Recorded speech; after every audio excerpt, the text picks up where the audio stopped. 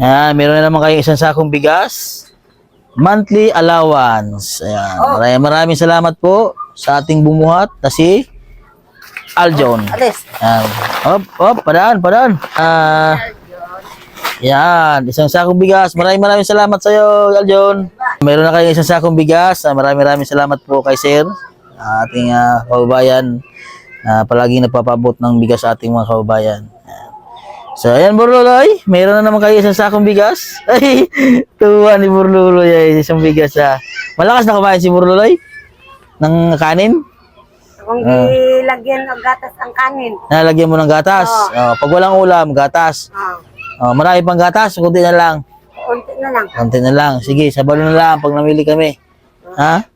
Ganyan gawin mo. Pag walang ulam, gatas. Baka bagoong ang pinapaulam mo kay Burluloy. Hindi Ha?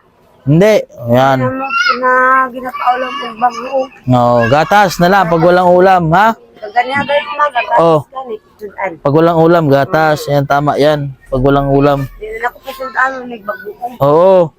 Ala ko'y bagoong ang pinapaulam mo eh. Ano, Burluloy? Ay, grabe. Oh, Burluloy! Ay, bigas na naman si Burluloy. Ha? Tuwa naman, Burluloy. Ay, sus. Ngiti.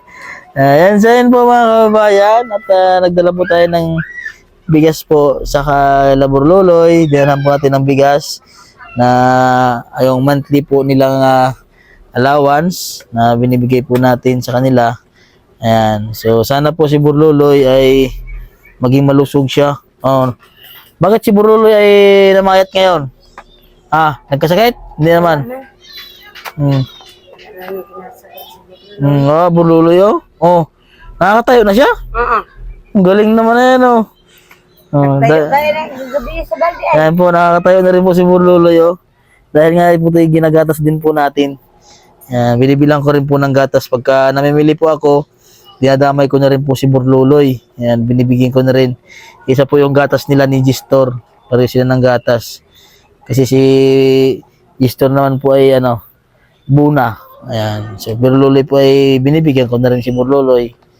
Na Burluloy, maging malusog na siya, di ba? Kulang lang yan sa kain. Hindi mo pinapakain dati. Ha? Isang plato, nakakain. Ay, huwag mo naman sobrang dami ng kanin. Kunti lang, mga ilang yung maliit na platito lang. Huwag yung isang plato. Masama din yun sa bata. Pangan magkani. Kulang pa. Kasi ang bituka ng mga bata, maliliit pa yan. Hindi yan katulad sa bituka natin. Pag mga baby. Pag malalaki na katulad na Joshua at Dodong, saka mo pakainin ng maraming kanin. Pag yung bata, pinapakain ng madami. Konti lang nga po galing na nakakatayo na si Burluloy, oh. Dati po mga kabayan, si Burluloy din, ay kung si Juju ay hindi nakakatayo, ay nakakaupo, natutumba, mas lalo po na si Burluloy. Sabagay po ay si Burluloy naman dati ay nakakadidi din sa kanya, si Juju ay hindi. Kaya po si Burluloy, naalala hindi sa gatas. Burluloy.